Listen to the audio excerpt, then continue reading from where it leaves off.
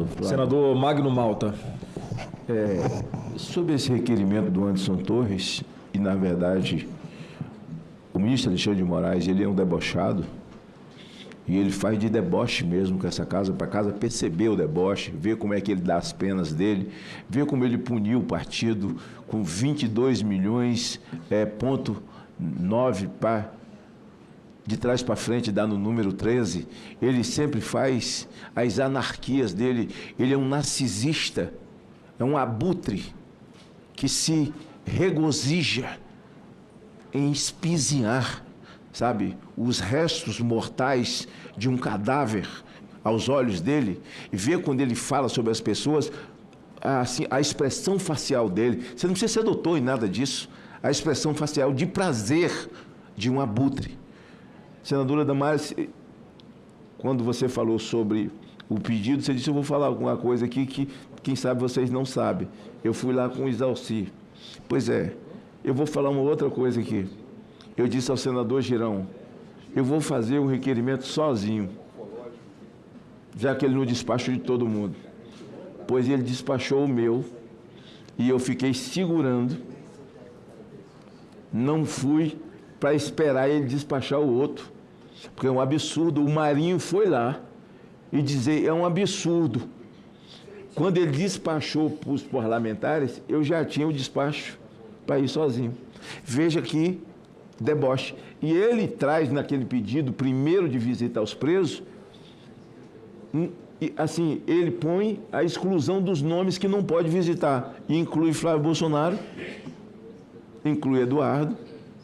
Ele tem uma fixação no seu pai, que eu não sei qual que é, mas que tem, certo? Tem fixação em Daniel Silveira, também não sei qual que é, mas que tem, certo? E aí ele despachou, veja só o tamanho do deboche. E aí eu visitava o presídio de todo mundo que você citou os nomes aí. Eu tive no mínimo 20 vezes com cada uma dessas mulheres, com os homens e tal. Eu ia para o presídio. Inclusive nós temos aqui a filha do Clezão, que está ali filmando. O pai morreu nas vísceras do Estado, e eu tenho o prazer de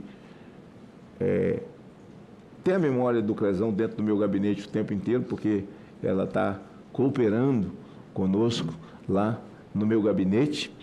E esse deboche de que a prerrogativa de um vereador é fiscalizar, porque a outra ele propõe, só indicação para o prefeito. Ele só faz se ele quiser. Então essa de legislar de vereador não existe, é mais ou menos. Mas fiscalizar ele pode. Ele vai no hospital, ele vai no presídio. Nós temos essa prerrogativa, entre tantas outras. Somos senadores da República e nos foi tirado. E aí, a juíza das execuções penais no Brasil inteiro, eles estão com tanto medo do Alexandre, que você vai e faz uma petição ao presidente do sistema penitenciário. Ele manda para a juíza das execuções, essa daqui de Brasília, muito educadamente, muitas vezes me respondeu dizendo assim: olha, eu estou enviando o pedido do senhor para o ministro Alexandre, para ele despachar para mim o juiz das execuções penais, para que eu possa, então, autorizar. Então, nós estamos com um cara que, se ele não botou fogo ainda em Brasília, mas que ele já tocou o terror e colocou medo em todo mundo, ele colocou. Medo em todo mundo. Juiz de primeira instância, juiz de segunda instância, desembargadores, tem medo de como vai proferir uma decisão que eles acham que pode chegar aqui na última instância e ferir a suscetibilidade dessa criatura dócil que é Alexandre de Moraes, e que foi plenamente empoderado, e não foi sozinho, foi pelos seus. Ele é o CEO de uma organização. Ele verbaliza. Agora, quem deixou esse monstro chegar ao tamanho que chegou e agora está querendo voltar atrás dentro da própria corte, não tem como mais. O aquário não cabe mais ele. O povo ficou enorme. É muita perna para todo lado. E todo mundo que tenta se levantar quando ele está falando, ou quando alguém está falando no pleno, e a gente assiste isso ao vivo, Ele se levanta e dá um pito num outro ministro, como se fosse um menino de escola. Ele vai lá e dá um pito, dá um esporro, dá a explicação dele. Eu quero dizer a você, como Damares disse, né? Eu não sei se você já usou algum termo contra mim, mas eu acredito nas suas investigações e até porque, assim que começou o governo de Jair Bolsonaro, o pessoal o seu grupo, Intercept, eles andaram atrás de mim por uns 6 meses. E você realmente vai buscar. Agora comigo foi meio decepcionante, porque eu não falei uma palavra, né? E era Deus me guardando, porque eu não sabia nem nada. Tinha uma jornalista sentada do meu lado, e ela, ao sentar do meu lado, começa a me fazer perguntas, e eu não respondo nada. A única coisa que eu disse à moça, falou assim, não, eu sentei do lado do senhor, porque eu procurei saber qual era o dia da sua viagem e o seu assento. E me assentei do seu lado.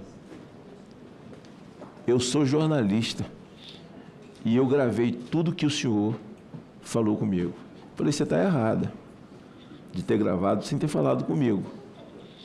Mas eu só vou lhe responder uma pergunta que você me fez. Eu estava calçado com um tênis que tinha o nome da minha mãe. Um tênis, uma sapatilha que eu desenhei, aliás, estou calçado com uma aqui, que tem o nome da minha mãe, Dona Dadá. E é a única coisa que ela coloca na matéria.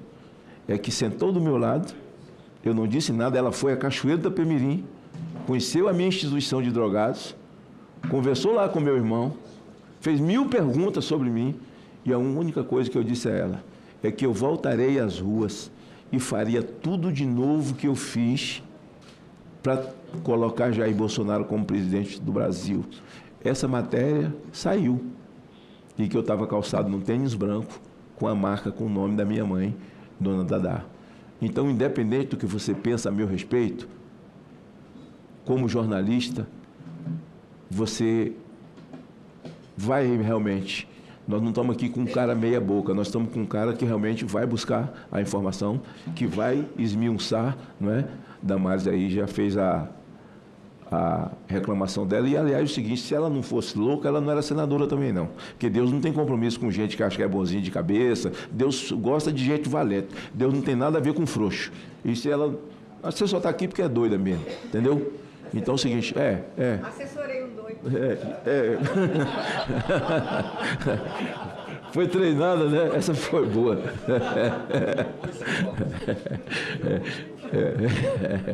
Mas eu quero louvar, assim, a profundidade. Você vai até o final, você tem a capacidade e a coragem de fazer a revelação do fato. E o que muitos jornalistas, quer dizer, eles chamam jornalistas de blogueiros, mas se comportam como verdadeiros blogueiros a serviço do vil metal, sem respeitar o sentimento, o sofrimento das pessoas que estão debaixo da bota de Alexandre de Moraes, né? O mais sobre você, certamente o Marcel falará, né? Porque como você, não sei qual é ideologicamente o seu lado, e qual é eu sei que bolsonarista você não é, né? Mas você é um cidadão que trata com a verdade independente do lado que esteja, né? Isso para nós é muito importante, Assim, eu de ontem para cá, de anteontem para cá, eu tenho visto assim que eu não vejo, eu não ligo telejornal, não vejo nada, né? Mas eu ouvi de eu não vou chamar ele de blogueiro não, porque de um jornalista da Globo, é uma TV que eu não vejo nem nada, mas era só um recorte, né? E ele dizia que Jair Bolsonaro é o ex-presidente em atividade no Brasil, mesmo numa cama. Então, o bem que esse homem fez ao país, no exercício do seu mandato, e ainda paga a cada 5 minutos tem uma coisa nova. Um homem que está numa UTI, desculpa o desabafo, e eu fui para a tribuna já ontem e eu venho falando disso, e recebe um oficial de justiça dentro de uma UTI sem luva, sem uma touca, sem o aparato que o próprio médico usa para poder entrar, para ver um paciente que está ali, que pode pegar uma infecção e ser morto. Entra com a mesma roupa suja da rua, com a prancheta velha da rua, com o papel da rua, entra ali, assim, por puro capricho de Alexandre de Moraes. Puro capricho de Alexandre de Moraes. Mas agradeço tudo que você falou, agradeço ainda, acho que Deus vai te usar e que você tenha mais informações, que chegue mais informações, porque você tem coragem de verbalizá-las e tomar posição sobre isso.